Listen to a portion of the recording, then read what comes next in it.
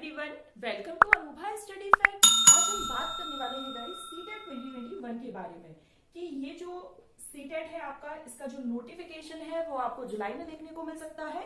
और सीटेट का जो भी एग्जाम शेड्यूल होता है वो हमेशा एक महीने के लिए क्या करते हैं, आपको टाइम पीरियड देते हैं जिसमें आप अपना फॉर्म फिल कर सकते हो। और उसके बाद 6 महीने, ऑलमोस्ट 6 महीने आप मानकर चलिए कि 6 महीने बाद आपका एग्जाम होता है। तो इसका एग्जाम जो है कि दिसंबर में देखने को मिल सकता है। तो आज हम इसी बारे में बात करने वाले हैं कि सीटेट जो 2021 में जो सीटेट होने वाला है उसको हम कैसे क्वालिफाई कर सकते हैं, और ना केवल क्वालिफाई बल्कि बहुत अच्छे मार्क्स ला सकते हैं। अगर अभी से भी हम तैयारी शुरू करते हैं तो हमारे पास 6 महीने का समय अच्छा खासा मिल रहा है, तो इसमें हम अपनी तैयारी कैसे कर सकते हैं। तो यहाँ पर देखो, आज हम थोड़ी बहुत बुक्स के बारे में भी बात कर लेंगे। बिल्कुल बेसिक बुक्स जो बहुत इजीली अवेलेबल होती है नॉर्मल शॉप्स पर भी, स्टेशनरी शॉप पर। आपको ऐसा नहीं है कि ऑनलाइन ही मंगवाना है उन बुक्स को। तो कुछ ऐसी बुक्स के बारे में हम बात करेंगे और थोड़ी सी स्ट्रेटेजी यहाँ पर मैं शेयर करना चाहूंगी कि किस तरीके से हम सीटेट को क्वालिफाई कर सकते हैं। तो सबसे बेसिक चीज जो यहाँ पर है, वैसे तो आप सबको, बहुत से लोगों को पता होगा जिन्होंने पहले दे चुके और किसी भी रीजन की वजह से उनका नहीं हो पाया। लेकिन अगर फर्स्ट टाइम देख रहे हैं तो मैं एक बार जल्दी से पूरी बेसिक चीजें बता देती हूँ कि यहाँ पे क्या होता है। 150 क्वेश्चन होते हैं और 150 ही आपको यहाँ पर मिनट मिलते हैं। ठीक, 150 क्वेश्चन 150 मिनट, मतलब एक क्वेश्चन के लिए आपको ऑलमोस्ट 1 मिनट मिल जाता है। तो भाई टाइम की तो यहाँ पर कोई कमी नहीं है, क्योंकि आपको क्या 2.5 घंटे मिल रहे हैं और 150 क्वेश्चन है और निगेटिव मार्किंग नहीं होती है, नो निगेटिव मार्किंग। तो ये भी प्लस पॉइंट है कि जहां पर निगेटिव मार्किंग नहीं है तो आप जो OMR शीट है उसमें आप जो फिल है वो कुछ भी कर सकते हैं अगर आपको नहीं आ रहा है तो। ठीक, जो पेपर रहेगा वो आपका ऑफलाइन मोड में रहने वाला है, OMR आपको फिल करनी रहेगी।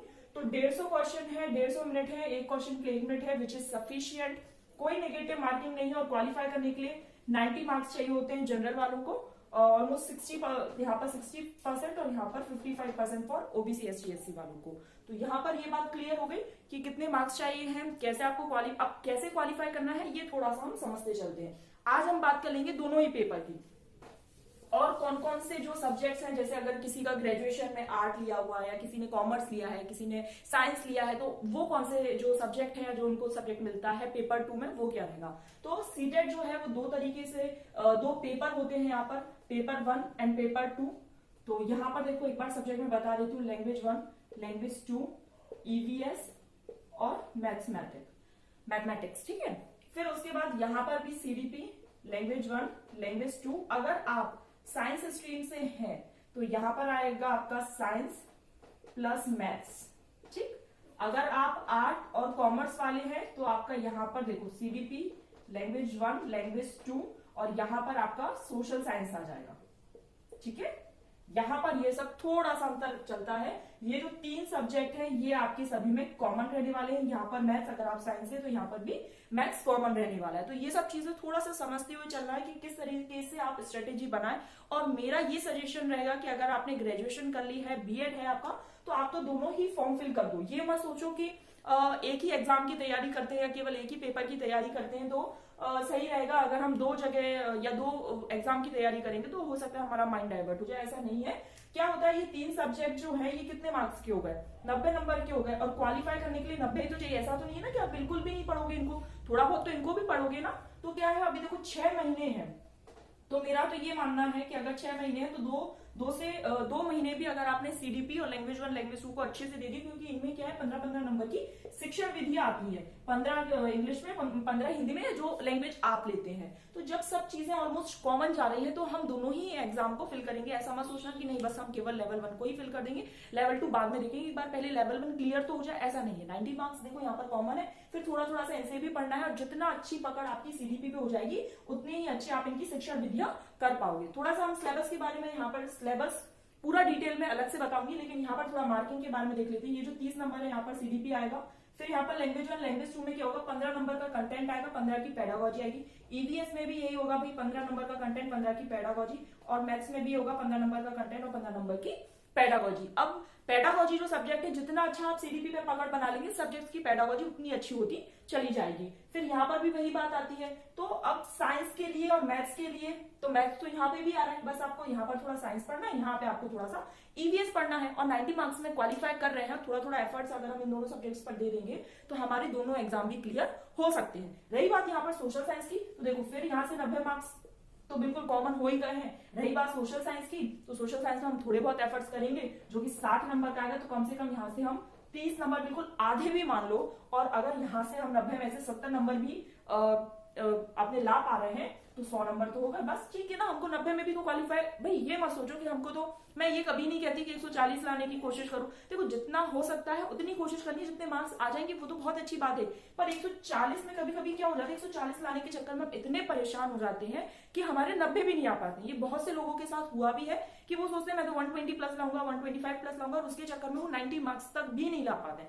मेरा हमेशा ये रहता है कि 90 तो हालांकि नहीं सोचना चाहिए, क्योंकि 90 ही अगर बिल्कुल टारगेट बना के चल रहे और एक दो नंबर ऊपर नीचे हो गया तो काम बिगड़ सकता है। लेकिन अगर अपना टारगेट 100 और 100 प्लस है तो कोई बुरी बात नहीं, क्योंकि 10 नंबर का मार्जिन लेकर हम फिर भी चल रहे हैं। तो मैंने अपनी वीडियोस में, जब मैंने 2020 सीटेट 2020 के बारे में बताया था, तो मैंने उसमें भी यही कहा था कि बहुत ज्यादा लोड लेने की जरूरत नहीं है, सीटेट बहुत ज्यादा टफ एग्जाम नहीं है। अब इसको क्रैक करने के लिए आपको क्या क्या थोड़ा सा जो ध्यान रखना है वो थोड़ा सा यहाँ पर समझ लो, और वो वाकई में बहुत ज्यादा कारगर सिद्ध हो जाता है अगर आप उसको थोड़ा सा अच्छे से यहाँ पर टाइम दे लेते हो। और टाइम तो वैसे भी आपको पता चली गया कि अच्छा खासा टाइम मिल रहा है। तो सबसे पहले क्या करो, आप सिलेबस देख लो, क्योंकि सीटेट का जो सिलेबस है वो फिक्स है। जैसे इंक्लूसिव एजुकेशन जो आना है, या जो पेडागोजी के पार्ट्स आने हैं, या जो चाइल्ड डेवलपमेंट आना है, तो वो कुछ कुछ फिक्स रहते हैं बिल्कुल। तो सिलेबस देखने के बाद क्या करो कि आप अगर ऑनलाइन पढ़ना चाहते हैं तो कोई भी यूट्यूब पर बहुत सारे चैनल है, उनको फॉलो कर लो और ऑलमोस्ट यहाँ पर 2-4 दिन देके देख लो और फिर एक चैनल पर टिक जाओ। जैसे आपने सोच लिया भाई सीडीपी हमको यहाँ से पढ़नी है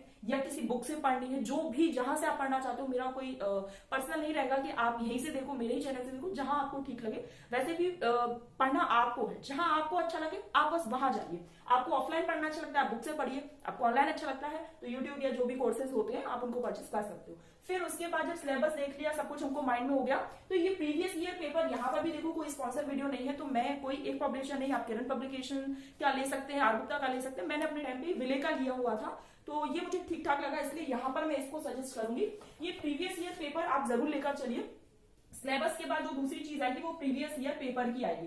प्रीवियस ईयर पेपर से क्या होगा, एक तो पूरा अनुमान लग जाता है कि क्वेश्चन किस तरीके से आ रहा है। जब अनुमान ये लग गया कि क्वेश्चन इस तरीके से आ रहा है और हम कितना कर पा रहे हैं, तो थोड़ा सा जो कॉन्फिडेंस है वो बूस्ट होता है। लेकिन हाँ, अगर पहली बार में नहीं आ रहा है कोई बात नहीं, 2011 से लेकर 2000 जो अभी 21 जनवरी में एग्जाम हुआ था आपका, वहां तक अवेलेबल है। आप अगर 14-15 से भी लगाते हैं तो आई थिंक सफिशिएंट रहेगा। और मैं तो ये बात मानती हूँ कि इतना टाइम है कि आप कम से कम प्रीवियस ईयर पेपर को 3 बार प्रैक्टिस करके जाना, क्योंकि कितनी बार क्या होता है, एक तो एज इट इज क्वेश्चन भी देखने को मिल जाते हैं, अगर एज इट इज नहीं मिल रहे हैं तो टॉपिक तो भाई सेम है ना, घुमा फिरा कर वो उन्हीं क्वेश्चन को थोड़ा बहुत ट्विस्ट करके तोड़ मरोड़ कर उसी तरीके से पेश कर दिया जाता है। तो कितनी बार तो ऐसा हो जाएगा कि आप एग्जाम में बिल्कुल जब बैठेंगे ना तो सीडीपी के क्वेश्चंस पढ़ते हुए एकदम आपको माइंड में क्लिक कर जाएगा कि अरे इसका आंसर तो ये, क्योंकि आपने कहीं ना कहीं इस चीज को बार बार रिवाइज किया है।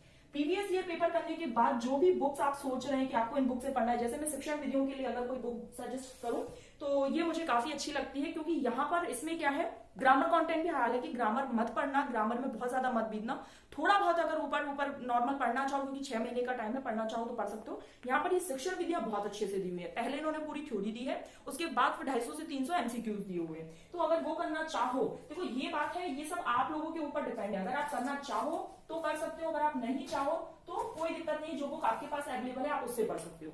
थ्योरी के लिए अगर आप जो भी पढ़ना चाहो, मैंने एक सीडीपी फुल कोर्स का अनुभव स्टडी फैक्ट एक प्लेलिस्ट है, ऑलमोस्ट वहां पर 20 वीडियोस है, उनको देखना चाहो, एक बार कंसेप्ट क्लियर करना चाहो तो वहां से भी कर सकते हो। फिर उसके बाद ये आती है एमसीक्यूज वाली बुक, ये मुझे बहुत अच्छी लगी क्योंकि इसमें एक्सप्लेनेशन भी है, हर चैप्टर वाइज इसमें एमसीक्यूज है और उसके बाद एक्सप्लेनेशन है, इसलिए मुझे काफी ठीक लगती है। अदरवाइज यहाँ पर भी आप ही की इच्छा रहेगी, जो आपको ठीक लगे वो आप ले सकते हैं। ऐसा नहीं कि ये मैंने बुक सजेस्ट की है तो आपके पास यही बुक होनी ही चाहिए, ऐसा कुछ नहीं है। जो आपके पास है या जो आपको ठीक लगता है आप उससे पढ़िए। फिर उसके बाद ईवीएस की बात आती है, तो ईवीएस में ये इसलिए मुझे ठीक लगती है क्योंकि इसमें बहुत अदर स्टेट्स के पूरे जितने भी टेट, उत्तराखंड हो गया या फिर हिमाचल हो गया या फिर हरियाणा हो गया, झारखंड हो गया, बिहार हो गया, सीटेट हो गया, उसमें पूरे प्रीवियस ईयर पेपर इन्होंने इसमें समाहित किए हुए हैं। तो ये मुझे इसलिए ठीक लगती है, आप चाहे तो ले सकते हैं और चाहे तो इसको स्किप कर सकते हैं।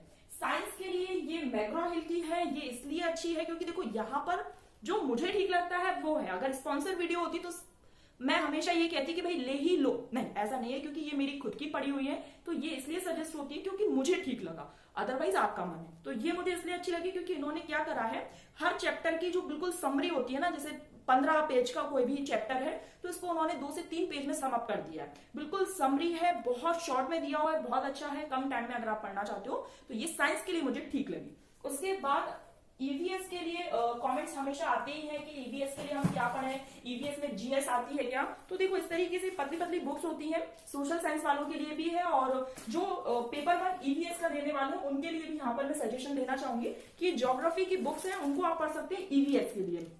कुछ मटेरियल यहाँ से भी पूछा जा सकता है। और उसके बाद ये एसएसटी वालों के लिए जिन्होंने आर्ट्स और कॉमर्स लिया, पेपर 2 की तैयारी करें, तो देखिए बहुत पतली सी बुक्स हैं, बहुत ज्यादा मोटी नहीं है। तो इस तरीके से अगर आप पढ़ेंगे तो आराम से 5-6 दिन में आप एक बुक कंप्लीट कर सकते हैं।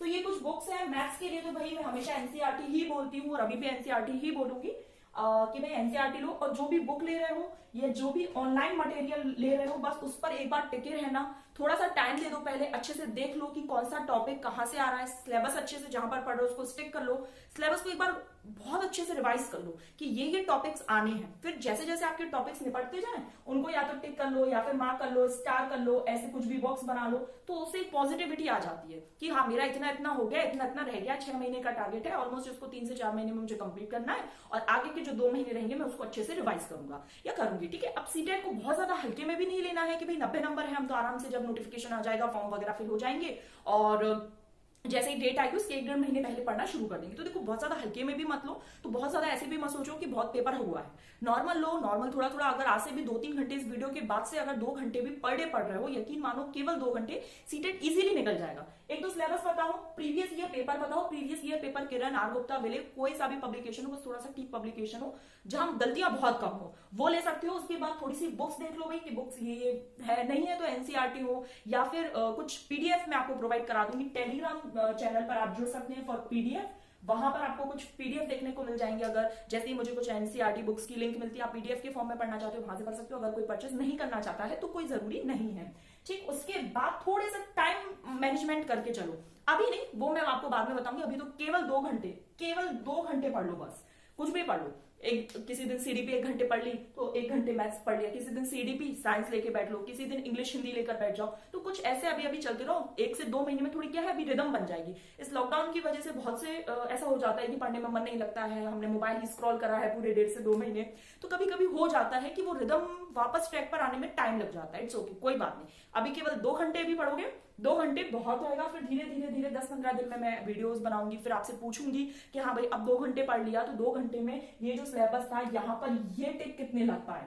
अगर 2 से 3 टिक भी हर टॉपिक पे लग गए हैं, हर सब्जेक्ट पे लग गए तो आई थिंक ठीक है। 15-20 दिन में इतना कर लिया, ठीक है। हम धीरे धीरे 2 से 3 घंटे करेंगे तो यहाँ जो टिक की संख्या है वो भी बढ़ती जाएंगी, है ना। तो यहाँ पर थोड़ा सा अपने आप को ये नहीं कि बहुत ज्यादा सीरियसली लेकर पढ़ाई करनी हो, बहुत ज्यादा ऐसे भी नहीं कि हाँ ठीक है हवा में भाई फॉर्म फिल कर देंगे देखेंगे, ऐसा नहीं। सीटेट क्या है, जैसे ही नोटिफिकेशन निकालता है, एग्जाम फॉर्म फिल होता है तो उसका एक टाइम शेड्यूल बन जाता है कि भाई ये इस डेट को आपका एग्जाम होने वाला है। तो अगर अभी से भी 2-2 घंटे भी पढ़ लोगे आई थिंक बहुत है। बस ये थोड़ा सा रिदम में लाने के लिए स्टार्टिंग को तो 2 घंटे इसीलिए पढ़ना ही पड़ेगा। ऐसा नहीं कि बिल्कुल ही नहीं पढ़ रहे हो, तो देखो ऐसे काम नहीं चलता है। एग्जाम है तो ऐसा तो है नहीं कि बिल्कुल इजी आ जाएगा, है ना, और ये भी नहीं कि बहुत ज्यादा ऐसा आएगा कि भाई अब हम पास ही कैसे हो पाएंगे। तो ना तो डीमोटिवेट होना, ना ही हवा में उड़ना है। नॉर्मल रहो, नॉर्मल पढ़ाई करो, अपने मस्त रहो, खाते पीते रहो, आराम से सो, चैन से सो और अपना थोड़ा बहुत बस 2 से 3 घंटे, 2-2.5 घंटे जितना आपको ठीक लगता है उतने घंटे पढ़ाई करो। तो आज की वीडियो हम यहीं पर एंड करते हैं क्योंकि सीटेट के बारे में मुझे जो लग रहा था अभी के लिए वो मैंने बता दिया है। आपको सीटेट से रिगार्डिंग और भी इस तरीके से वीडियोस देखनी है तो चैनल को सब्सक्राइब करके बेल आइकन प्रेस कर दीजिएगा ताकि जब भी न्यू वीडियो अपलोड हो तो उसकी नोटिफिकेशन आपको मिल जाए। टेलीग्राम पर आप जुड़ सकते हैं, ये एक पब्लिक ग्रुप रहता है, लिंक मैं आपको डिस्क्रिप्शन बॉक्स में दे दूंगी। नेक्स्ट टॉपिक भी हमारा यही ऐसा कुछ रहने वाला है क्योंकि सीटेट जब तक आएगा उसका नोटिफिकेशन, ये सब इन्फॉर्मेशन यहाँ पर आपको मिलती रहेगी। चलिए नेक्स्ट वीडियो में नेक्स्ट टॉपिक के साथ मिलेंगे। थैंक्स।